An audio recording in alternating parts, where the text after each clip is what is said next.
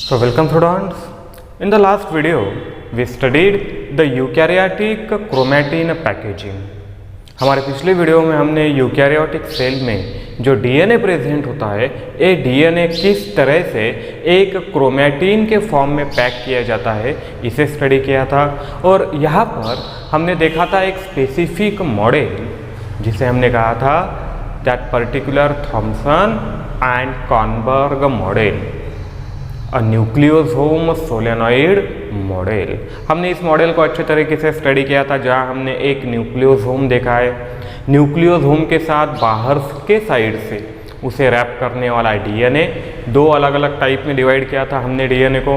The first type of DNA the core DNA and the second type of DNA is linker DNA.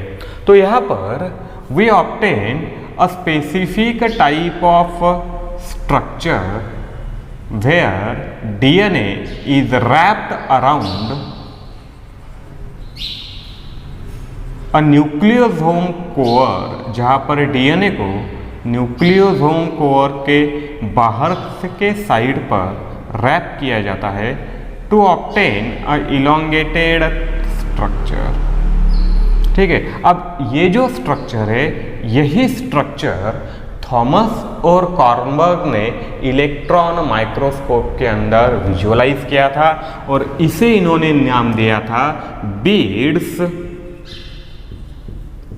On string structure. क्या कहा इसे इन्होंने? Beads on string structure. ठीक है, अब ये जो पर्टिकुलर पैटर्न है अरेंजमेंट का, this pattern beads on string structure, बस इतना ही नहीं है क्रोमैटिन पैकेजिंग। इसके आगे हमारे पास है अभी condensation and supercoiling at higher level. धीरे धीरे हायर लेवल पे ये कंडेंस होते जाएगा और उसी के साथ ये सुपर कॉइल होते जाएगा। अब ये जो बीड्स ऑन स्ट्रिंग स्ट्रक्चर है इससे सबसे पहले बनेगा न्यूक्लियोसोम फाइबर। ठीक है, the first type of structure that arise bye condensation of this particular beads on string structure, यहां पर हमें मिलता है इस तरह का पहला कंडेंस्ड फाइबर जिसे कहा जाता है nucleosome fibre, the first type of fiber that is produced। अब ये न्यूक्लियोसोम फाइबर क्या है? ये जो स्ट्रक्चर दिखाई दे रहा है यहाँ पर हमें बीड्स ऑन स्ट्रिंग, यहाँ पर ये जो बीड्स है all these beads that are the histone core. क्या है ये सभी beads? All these beads are histone core. ये जो सभी हिस्टोन कोवर है ये directly one above the other place किए जाएंगे और दो हिस्टोन कोवर के बीच में जो भी लिंकर डीएनए यहाँ पर प्रेजेंट है, this linker DNA now get hide. यहाँ पर लिंकर डीएनए विजुअलाइज नहीं होता है, डायरेक्टली बीड्स एक दूसरे के ऊपर स्टॉकअप किए जाते हैं और लिंकर डीएनए यहाँ पर कहीं पे साइड पे। So we have this particular type of structure of DNA wrapping, जहाँ पर इन बीड्स को ये जो हम थ्रेड लाइक स्ट्रक्चर यहाँ पर ड्रॉ कर रहे हैं, ये थ्रेड लाइक स्ट्रक्चर हो गया आपका डीएनए और this DNA is linked around this histone core. और ये कौन सा डीएनए यहाँ पर है? The core DNA, that is 1 complete and 3/4 turn of DNA. So यहाँ पर ये जो बताएंगे हम हिस्टोन कोवर को, now this will be our DNA. ये हो जाएगा हमारा DNA, that is core DNA containing 146 base pair. और इसी तरह से एक पर्टिकुलर फाइबर में जितने भी न्यूक्लियोसोम प्रेजेंट रहेंगे ये सभी nucleosome one above the other stock किए जाएंगे। अब यहाँ पे ये जो फाइबर लाइक स्ट्रक्चर तैयार होता है एक न्यूक्लियो प्रोटीन का, जहाँ पर प्रोटीन पार्ट प्रेजेंट है हिस्टोन कोर के फॉर्म में और डीएनए प्रेजेंट है कोर डीएनए के फॉर्म में। लिंकर डीएनए भी यहाँ मौजूद है लेकिन वो यहाँ पे दिखाई नहीं देगा। यहाँ पे जो हमें इस तरह का ये पहला फाइबर मिलता है इसे कहते हैं nucleosome fibre, and this nucleosome fibre is near about 10 nanometre in diameter.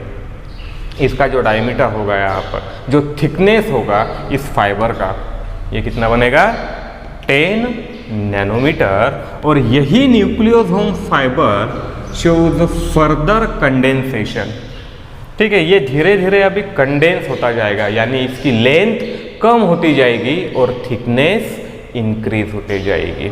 Now the further condensation of nucleosome fibre produces another type of characteristic fiber which is more thick than that of nucleosome fiber। इसी nucleosome fibre से thickness में बड़ा एक fibre बनेगा by specific type of arrangement, जहाँ पर ये सभी न्यूक्लियोसोम फाइबर स्पेसिफिकली अरेंज किए जाएंगे। This type of thick fibre, extremely thick fibre यहाँ पर तैयार होगा। And this extremely thick fibre, फिर से यहाँ पर वही स्ट्रक्चर हमें दिखाई देगा। The lateral arrangement of nucleosome, पहले केस में न्यूक्लियोसोम स्टॉकअप हुए हैं, अब यही न्यूक्लियोसोम यहाँ पर लैटरली अरेंज किए जाएंगे। और ये जो भी लैटरल अरेंजमेंट है न्यूक्लियोसोम का, इससे डायमीटर इसका और इंक्रीज होगा और इस टाइप का एक फर्दर फाइबर बनेगा which has a higher thickness than nucleosome fibre, जिसका थिकनेस इस न्यूक्लियोसोम फाइबर से ज़्यादा होगा। इसे फाइबर को, इस पर्टिकुलर स्ट्रक्चर को कहा जाएगा सोलेनॉइड फाइबर।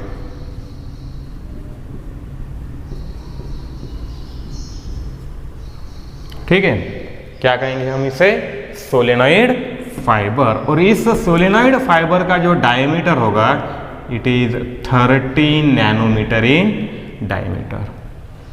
जब हम देखते हैं यहाँ पर तो ये जो हमें डीएनए है, the DNA is generally 2 nanometre in its diameter. The naked double stranded DNA molecule that is dsDNA eukaryotic cell में जो प्रेजेंट रहेगा उसका डायमीटर होगा 2 nanometre.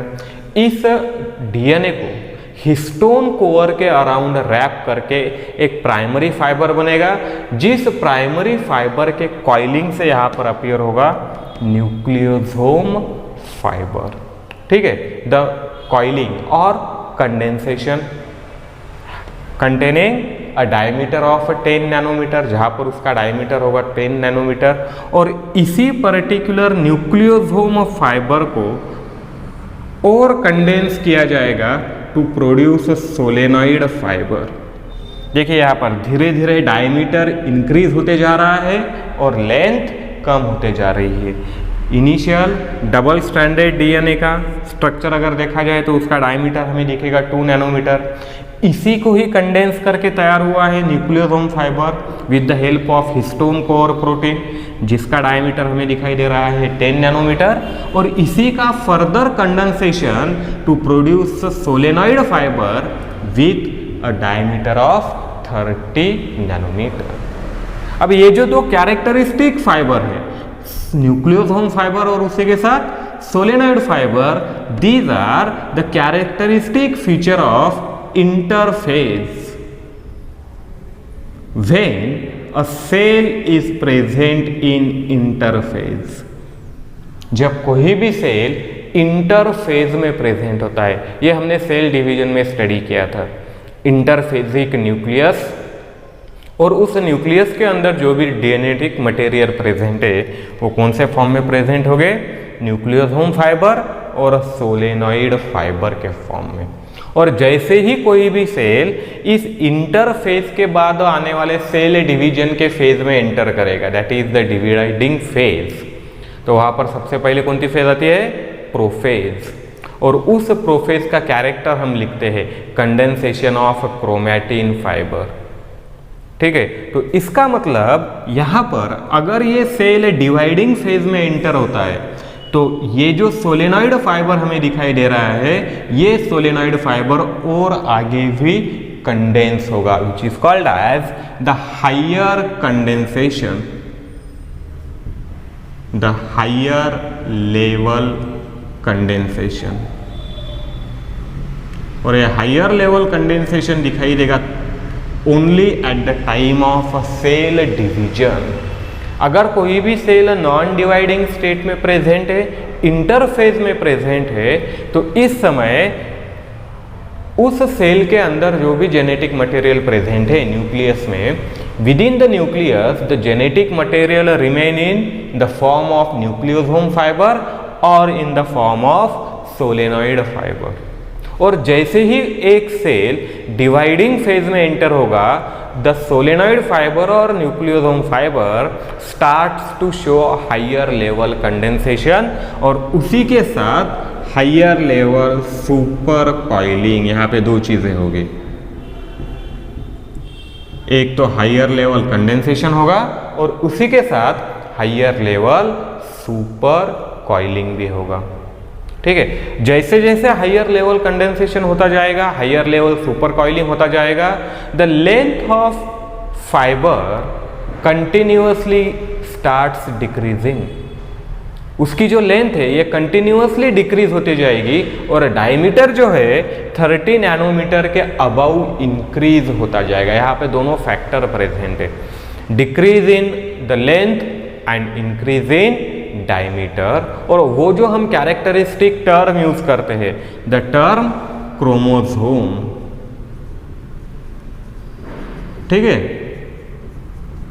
A solid linear body of nucleoprotein, एक न्यूक्लियोप्रोटीन की सॉलिड और linear body जो तैयार होती है, जो हमें मेटाफेज में दिखाई देती है, this metaphasic chromosome is nothing but a higher level condensed and super coiled state of solenoid fiber और न्यूक्लियोसोम फाइबर।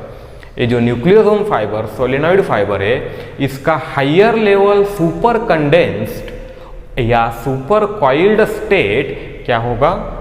क्रोमोसोम होगा, having a total diameter of 1400 nanometre, which is very very thick as compare to nucleosome fibre और solenoid fibre.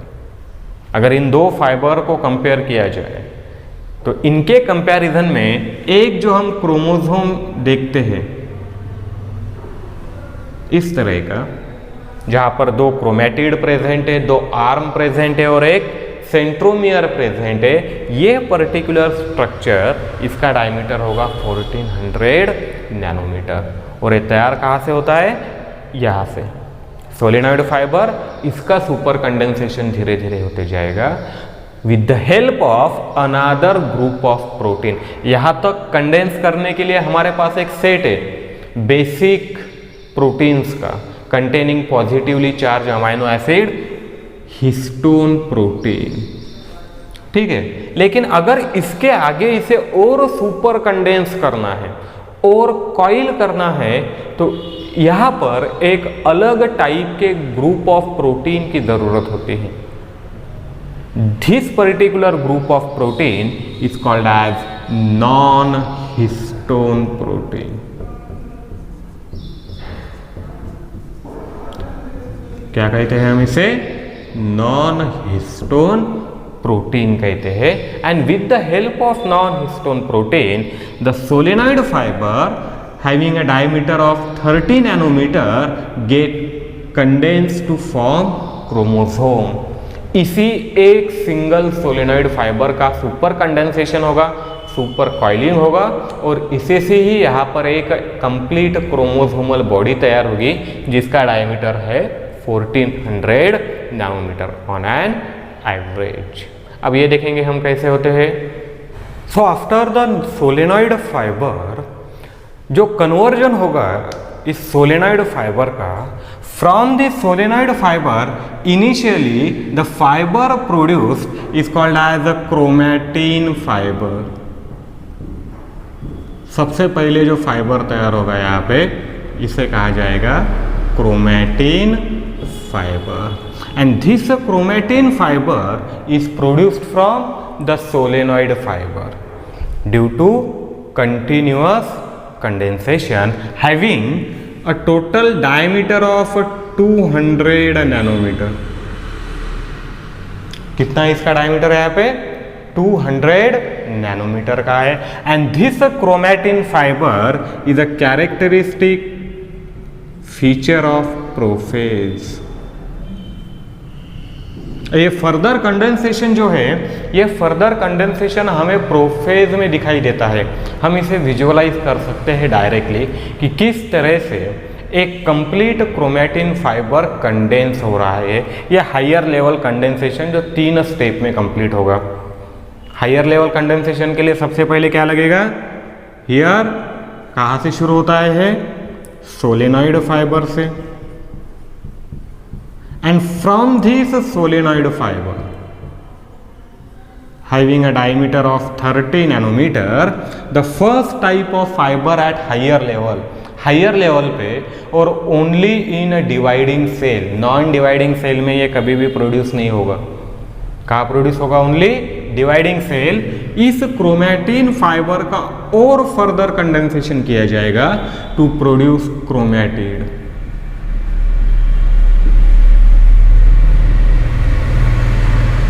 ठीक है, chromatin fibre से क्या तैयार हो रहा है? यहाँ पे क्रोमैटिड तैयार हो रहा है having a diameter of 700 nanometre. और इसी क्रोमैटिड का फर्दर कंडेंसेशन, जैसे हम कहते हैं 2 क्रोमैटिड प्रेजेंट होते हैं, to form the last characteristic structure called as chromosome with a diameter of 1400 nanometre. So यहाँ हमें कंटिन्यूअस कंडेंसेशन दिखाई दे रहा है from the solenoid fibre to chromatin fibre. This chromatin fibre जो हमें प्रोफेज में दिखाई देता है और इसका further condensation up to the chromosome. और ये क्रोमोसोम कैरेक्टरिस्टिक फीचर होता है मेटाफेज का, इसीलिए हम इसे कहते हैं मेटाफेजिक क्रोमोसोम। जो पार्ट हमने स्टडी किया था क्रोमोसोमल बेसिस ऑफ इनहेरिटेंस में, जहाँ हमने क्रोमोसोम को स्टडी किया है, उसका स्ट्रक्चर स्टडी किया है, उसके टाइप स्टडी की है, वहाँ पर जो भी स्ट्रक्चर या मॉर्फोलॉजी है क्रोमोसोम की, this structure and morphology is of typical metaphasic chromosome, क्योंकि यहाँ पर ही क्रोमोसोम उसके इंडिविजुअल फॉर्म में प्रेजेंट होता है मेटाफेज में। मेटाफेज को छोड़कर बाकी जो भी स्टेजेस है, इन ऑल दोज स्टेजेस एक पर्टिकुलर डीएनए फ्रैगमेंट अलग अलग फॉर्म में प्रेजेंट होगा, अलग अलग स्टेट में प्रेजेंट होगा। बस क्रोमोसोम के फॉर्म में कहाँ पर प्रेजेंट होता है? वो मेटाफेज में प्रेजेंट होता है।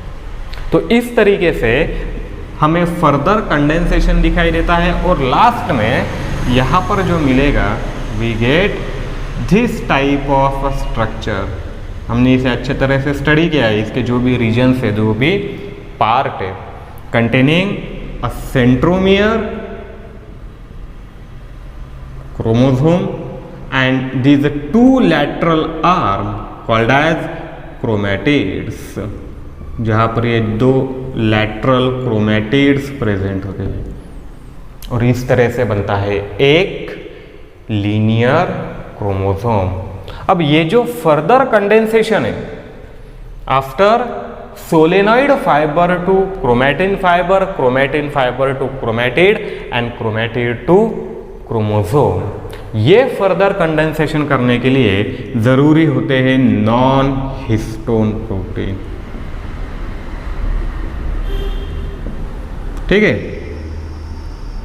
हिस्टोन प्रोटीन का काम है बस initial condensation to produce solenoid fibre, वो वहां तक ही डीएनए को कंडेंस करते हैं। उसके आगे जो कंडेंसेशन है, ये कंडेंसेशन कैरी आउट करे गए अलग अलग टाइप के नॉन हिस्टोन प्रोटीन।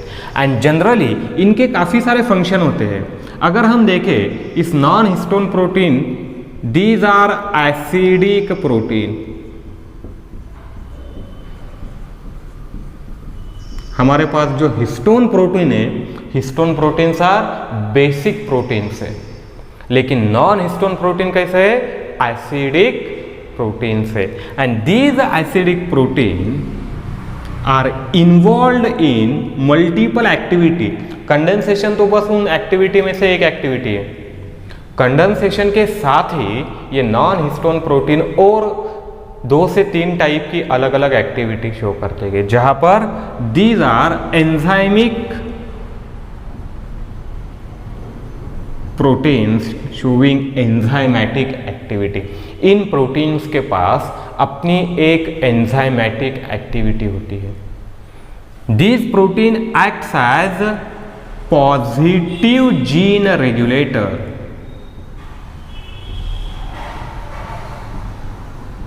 इस यूनिट में हमें ये आगे स्टडी करना है इस पार्ट को, the part of gene regulation. जो भी जीन रेगुलेशन है associated with the gene expression, किसी भी जीन का एक्सप्रेशन करने के लिए इन द फॉर्म ऑफ प्रोटीन, वहाँ ज़रूरत होती है इन नॉन हिस्टोन प्रोटीन की। ओके, तो ये रेगुलेशन कैरी आउट करेंगे। ये प्रोटीन डीएनए का सुपर कॉइलिंग करेंगे, उसे क्रोमोसोम के फॉर्म में कन्वर्ट करेंगे। उसी के साथ दीज प्रोटीन, यहाँ पे ये जितने भी प्रोटीन्स प्रेजेंट है, these protein carry out the genetic regulation. जो भी एक्सप्रेशन होगा, पर्टिकुलर एक्सप्रेशन, उसको पॉजिटिवली रेगुलेट करना, ये in non histone acidic proteins का एक बेसिक फंक्शन हमें यहाँ पर दिखाई देता है। तो इस तरीके से एक यूकैरियोटिक न्यूक्लियस के अंदर अलग अलग टाइप के जितने भी डीएनए मॉलिक्यूल प्रेजेंट है, इन सभी डीएनए मॉलिक्यूल को कंडेंस किया जाता है, सुपर कंडेंस किया जाता है, और वहाँ पर उन्हें क्रोमोसोम के फॉर्म में कन्वर्ट किया जाता है, लेकिन only at the time of cell division, जब कोई पर्टिकुलर सेल डिवाइड हो रहा होगा। ठीक है, तो यहाँ हम स्टडी करते हैं ये कंप्लीट क्रोमैटिन पैकेजिंग।